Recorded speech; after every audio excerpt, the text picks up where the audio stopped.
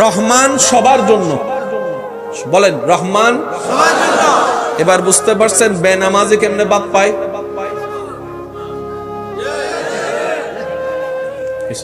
চুপ করে থাকলে তো হবে না ভাইয়া। ভাইয়া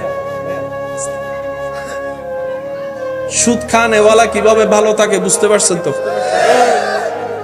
কেউ যদি মনে করে আমি অন্যায় করার পরও, 2 নম্বরই কামানোর পরও, অন্যায়ভাবে টাকা কামানোর পরও আমি তো খুব ভালো আছি, আমার তো কোনো অসুখ হয় না, আমার তো কোনো রোগ হয় না, আমার ঘরে অশান্তি হয় না, আমার টাকার কোনো অভাব হয় না।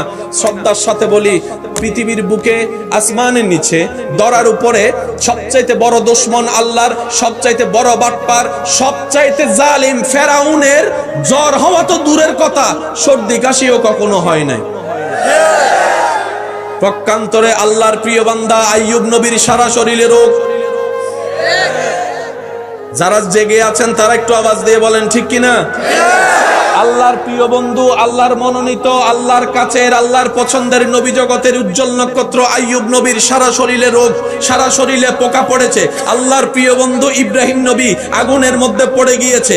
আল্লাহর পছন্দের নবী ইউনুস নবী মাছের পেটে পড়ে গিয়েছে। ও আমার ইমানদার ভাইয়েরা, সুখে